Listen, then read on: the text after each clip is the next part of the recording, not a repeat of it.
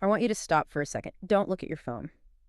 Just listen to the noise in your own life right now. And not the, the traffic. No, not the traffic outside or the hum of the fridge. I mean Yeah.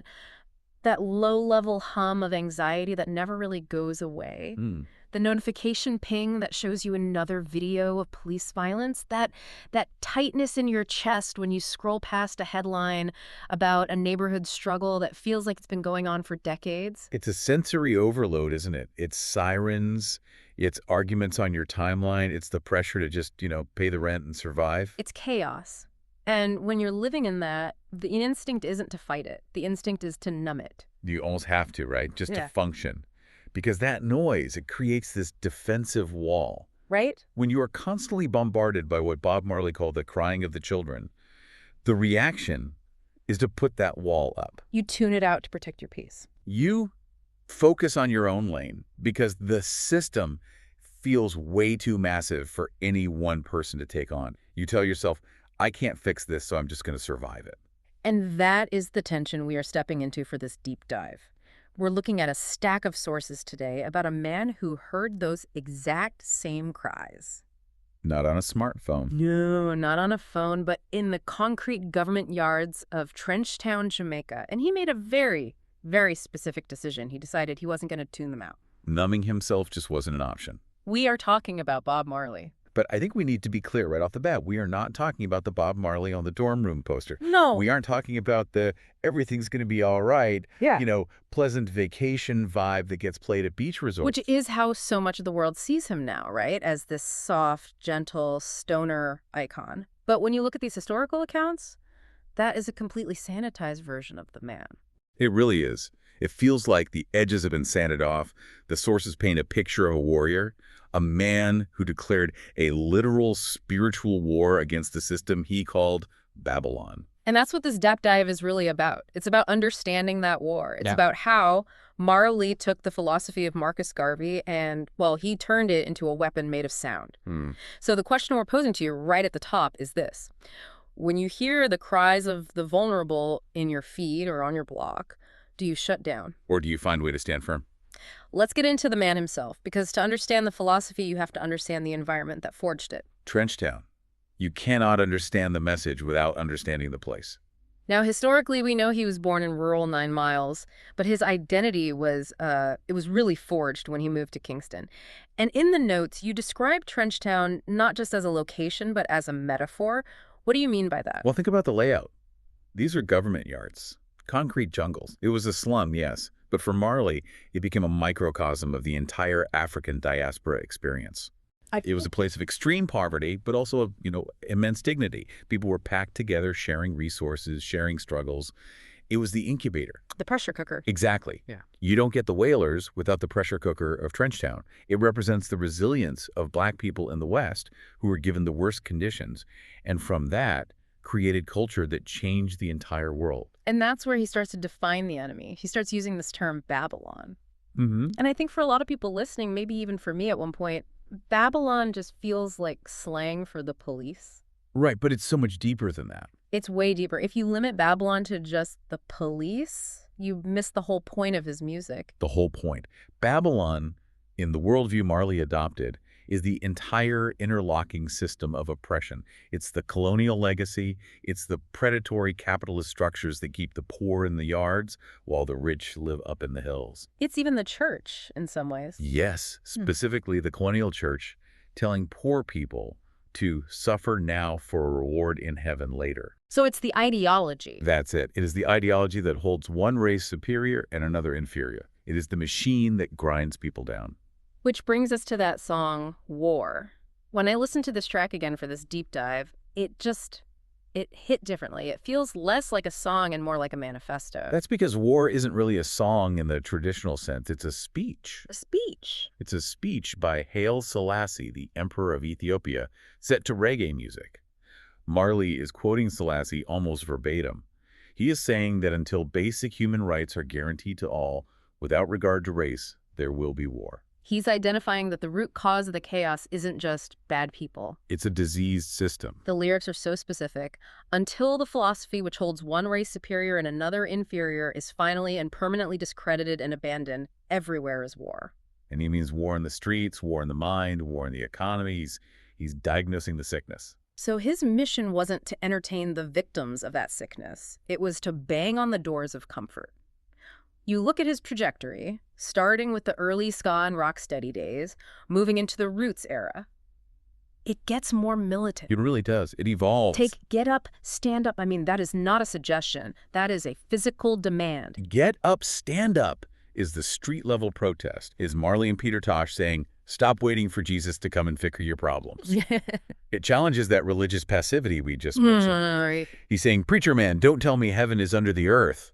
He's demanding justice right here, right now. It's very physical. It's about rights you can touch and feel. Exactly. But then, and this is where the arc of his life gets really interesting to me, you look at where he ends up. By the end of his life, he moves from that physical rebellion to redemption song, which feels like, I don't know, like psychological warfare. That is the complete arc of resistance. You start by fighting for your physical rights, food, shelter, safety, but you eventually realize the ultimate battleground is the mind. And that's what makes him an unstoppable hero in this lineage we've been discussing. He didn't just sing about vibes. He was taking a stand for dignity. He was demanding that Black people define themselves rather than letting the system define them. But you know, talk is cheap. It's easy to sing about revolution when you're comfortable in a studio. It's easy to post about it. Exactly. But I want to take us to December 1976, because looking at the timeline, this feels like the flashpoint. This is where we see if Bob Marley really meant what he said. And the context here is lethal. We cannot understate how dangerous Kingston was in 1976. This was the Cold War, basically playing out on the streets of Jamaica. Precisely. You had rival political parties, the PNP and the JLP, essentially warring for control, turning neighborhoods into garrisons. It was tribal warfare. Guns were flitting into the ghettos. And in the middle of all this, Marley is scheduled to play the Smile Jamaica concert. Right. Now, this was billed as a peace concert, but because the election was coming up, it was viewed as political support for the prime minister. So it's 2 days before the show. It's night. Marley is at his home at 56 Hope Road. The band is taking a break, eating grapefruit, relaxing, and then gunmen stormed the compound. And they didn't come to scare him, they came to silence him. They spray the house with bullets. Bob is shot in the chest and the arm. His wife, Rita, is shot in the head. Miraculously, she survives because her heavy dreadlocks actually cushioned the blow. Yeah. His manager, Don Taylor, takes bullets that were meant for Bob. Just imagine the chaos of that moment, the smell of gunpowder, the sirens, the blood, the realization that Babylon or the agents of chaos just tried to kill you in your own kitchen. And the concert is 2 days away. The easy choice, the safe choice, the choice 99% of people would make is to leave. Go into hiding. Cancel the show. Who would blame him? He's wounded. The threat is still very active. The gunmen are still out there. They missed, which means they might come back. But he doesn't leave. 2 days later, he's got bandages on. He's in pain. He's probably terrified, honestly. And he walks out onto that stage at National Heroes Park. In front of 80,000 people. He didn't just walk out. He performed for 90 minutes. Stood right there in the open. And there is that famous moment when someone asked him why.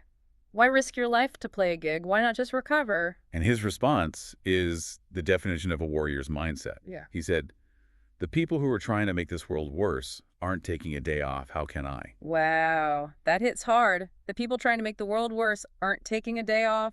It just reframes the whole struggle. He realized that stepping back, even for a moment, was a victory for the system.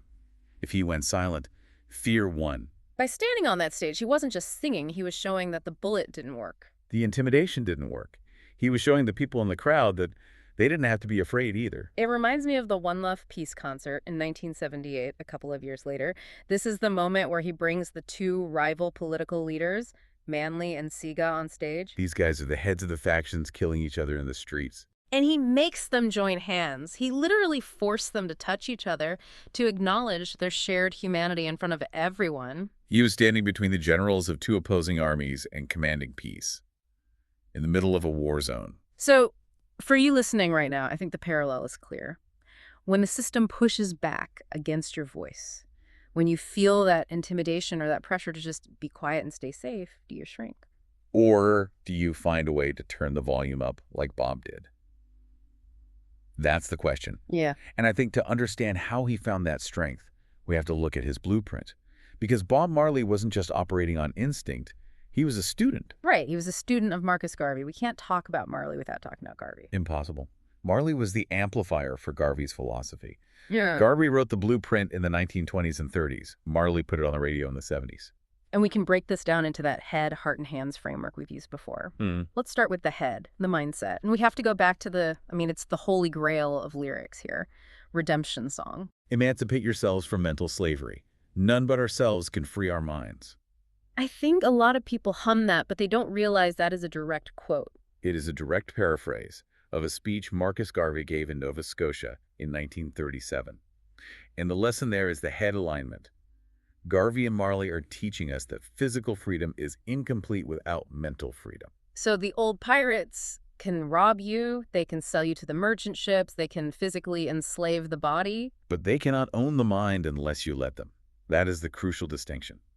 Mental slavery isn't just about not knowing your history, though that's part of it. It's about internalized inferiority. It's about fear. It's about believing the lies the system tells you about your own worth. Marley is saying the battle is internal. You have to evict the oppressor from your own head. That's the head. Okay, now let's move to the heart, the purpose. And for this, I want to look at so much things to say. Oh, this is such an important track. It addresses the hypocrites and the spiritual wickedness in high and low places. The lyric goes, they got so much things to say. It's about the noise, right? The rumors, the people trying to tear you down. Why focus on that? Because the heart alignment here is about commitment to purpose despite that noise. Marley sings about not expecting justice from the laws of men. He understood that the system Babylon was never designed to validate him. If you're waiting for the system to pat you on the back and say, good job fighting for freedom, you will be waiting forever. Exactly. He connects himself to the martyrs. He mentions Jesus, he mentions Garvey, he mentions Paul Bogle, a hero of the Moran Bay Rebellion. He's locating himself in a lineage of resistance. Right. His purpose was to stand with the crying children, to stand with the sufferers, even when society judged him as a Rasta, a crazy person, or a troublemaker. He refused to be validated by the very institutions he was fighting against. He knew who he was, so the insults didn't stick. Exactly. Okay, so we have the mindset for your mind. We have the purpose, ignore the noise, stand with the vulnerable.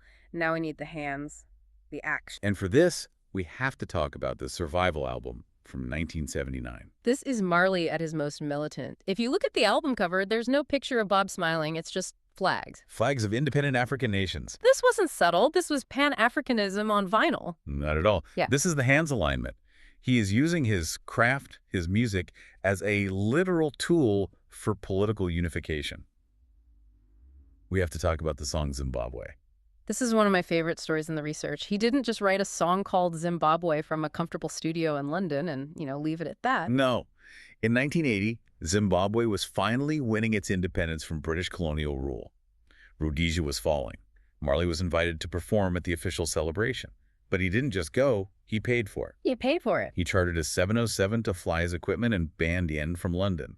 He spent tens of thousands of dollars of his own money to be there. Imagine that scene. The British flag comes down, the new Zimbabwean flag goes up, and Bob Marley is there singing, Africans a liberate Zimbabwe. But it wasn't just a party.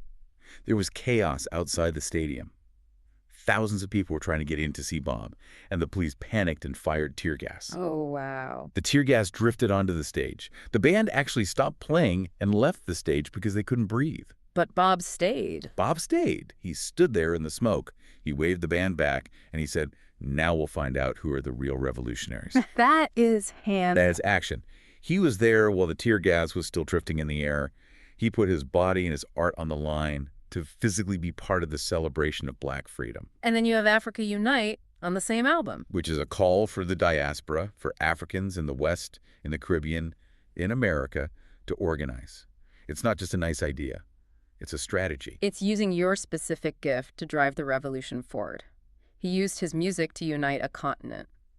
So what does this mean for you listening right now? Because we aren't all international reggae superstars. We can't all charter jets to Zimbabwe. No, but Redemption Song wasn't written for rock stars. It was written for the people.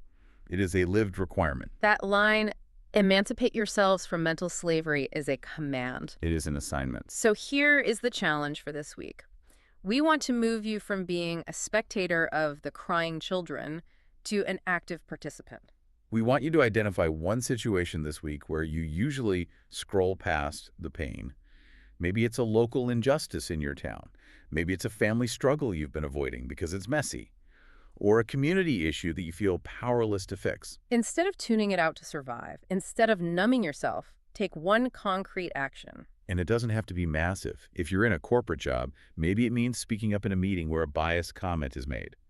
If you're a writer, write something that names the problem.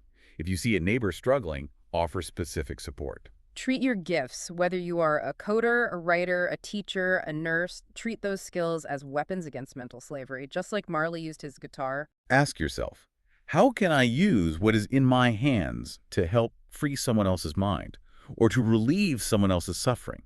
That is how you turn hearing the cries into redemption. You have to interrupt the pattern of numbness. So let's bring this all together. We've looked at this incredible arc. Marley started with the physical fight of get up, stand up. Fighting for rights on Earth. Then he moved to the global militancy of the Survival album, connecting the struggles of the diaspora to the continent of Africa. And he landed on the ultimate liberation in Redemption Song, the liberation of the mind. And if we connect this to the lineage we've been tracking, think about the last deep dive we did on Booker T. Washington. Washington was about building the skill. He was about the hands, the economic foundation. And then Garvey comes along and says, okay, you have the skills, now you need the mindset. You need to see yourself as a king, not a subject. And then Marley takes that torch. He takes Garvey's speech, puts a melody to it, and blasts it out to the entire world. He amplifies the message so loud that Babylon can't ignore it. Prophets can be killed, but a people who free their own minds cannot be stopped. That's the takeaway. The system Babylon relies on your cooperation. It relies on you agreeing that you are powerless. Marley's life proves that one person, armed with the truth and a refusal to back down, can crack the foundation of that system. So as you go into your week, remember that you are the new link in this chain. You are the one hearing the children crying now. The question is, are you going to stand aside and look, or are you going to sing your own song of freedom? Emancipate yourselves.